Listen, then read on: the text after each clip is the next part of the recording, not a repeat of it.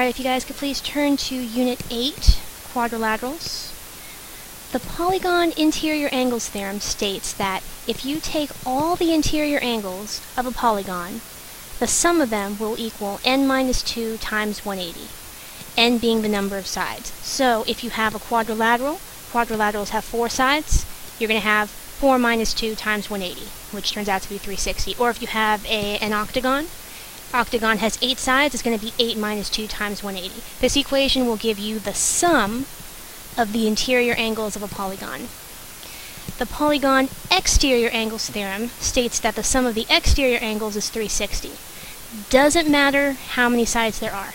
Any polygon, the exterior angles will add up to 360. A parallelogram is a quadrilateral with both pairs of opposite sides parallel. Okay, so this down here, if this was a parallelogram, you could write it as parallelogram PQRS, or you can write out parallelogram PQRS. This little symbol, the parallel, this is my abbreviation for parallelogram. Okay? When you're writing proofs, there are different ways that you can prove that a quadrilateral is a parallelogram. You could show that both pairs of opposite sides are parallel, like the definition says, or you could show that both pairs of opposite sides are congruent, as shown here. Or you could show that both pairs of opposite angles are congruent, or that one pair of opposite sides is both congruent and parallel, or you could show that the diagonals bisect each other. Any of these methods would prove that a quadrilateral is a parallelogram, because all of these things are true for parallelograms. There are 3 special types of parallelograms that you guys need to know about: rhombuses, rectangles, and squares.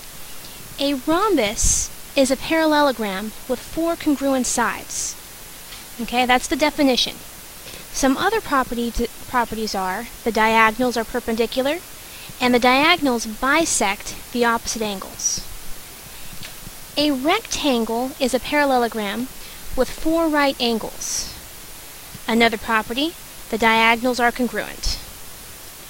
A square is a parallelogram with 4 congruent sides and 4 right angles. Okay?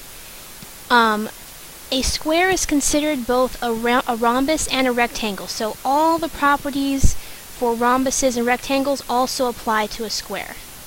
And keep in mind that all of these things, that rhombuses, rectangles, and squares are all parallelograms, so this list up here applies to all 3 of them. So for rhombuses, rectangles, and squares, the opposite sides are parallel, opposite sides are congruent, opposite angles are congruent, etc. Okay? Now let's look at some quadrilaterals that are not parallelograms. A trapezoid is a quadrilateral with exactly 1 pair of parallel sides. The parallel sides are called bases, and the non-parallel sides, where's my cursor? There it is. And the non-parallel sides are called legs. Okay? A trapezoid has 2 pairs of base angles. So in this case, angles A and D and angles B and C would be angle pairs. And once again, the non-parallel sides are called legs. An isosceles trapezoid, if the legs of a trapezoid are congruent, then the trapezoid is an isosceles trapezoid. Okay, so it looks kind of like this. Also, if it's an isosceles trapezoid, the base angles are congruent and the diagonals are congruent. So, where's my cursor? There it is. These 2 angles would be congruent, and these 2 angles would be congruent. And if I were to draw the diagonals would be congruent, kind of like in a rectangle. A kite is a quadrilateral that has 2 pairs of consecutive congruent sides, but the opposite sides are not congruent. So these 2 sides are congruent, these 2 sides are congruent, but the opposite sides are not. Okay? Some other properties of kites: the diagonals are perpendicular, kind of like in a rhombus, and it has exactly 1 pair of congruent sides. In this case, it would be, you know what? That is a mistake. Let me erase this.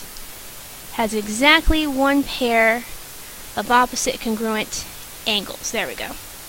In this case, it would be this angle and this angle. Alright, and that is all for Unit 8.